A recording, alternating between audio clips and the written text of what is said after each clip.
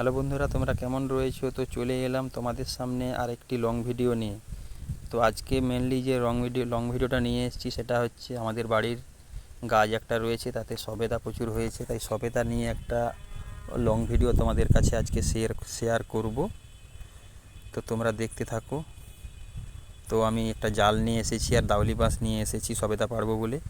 তো নিচেরগুলো আগে হাতে করে নিয়ে পেড়ে নিচ্ছি।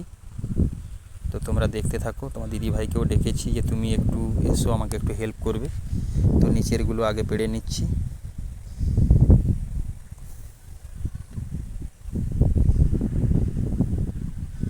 প্রচুর হয়েছে গাছে সবেদা।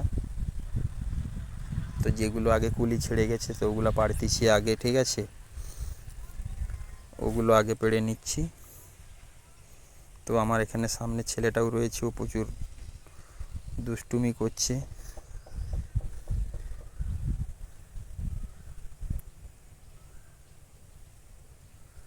দেখুন পুরো আঠায়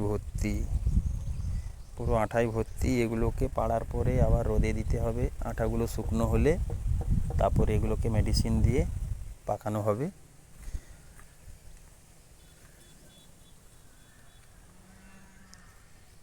তোমার ছেলেটা শুধু বলছে আমাকে একটা একটা সপেতা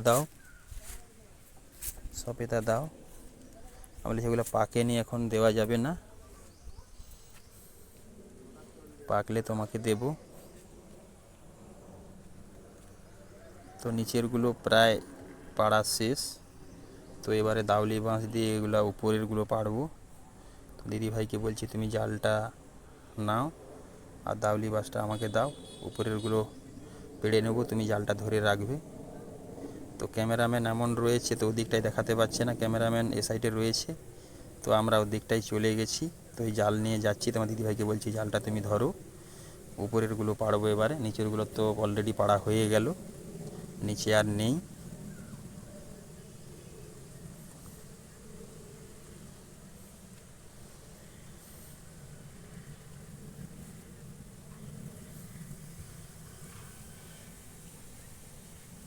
তো তোমরা পুরো ভিডিওটা দেখে একটা গঠনমূলক কমেন্ট করো।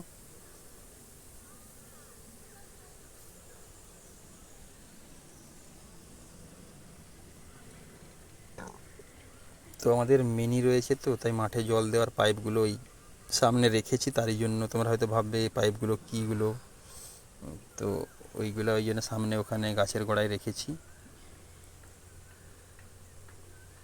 তো দিদিভাই জাল ধরেছে, এবারে দাউলি মাছ নিয়ে উপরেরগুলো পাড়বো। দেখো উপরেরগুলো পাড়তেছি, তোমার দিদিভাই জাল ধরেছে, জালে পড়ছে।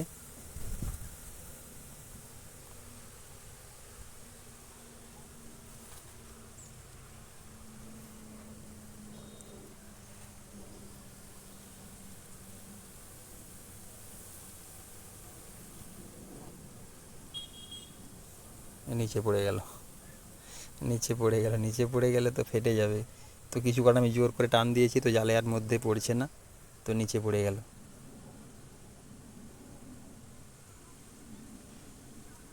তো ঠিক আছে।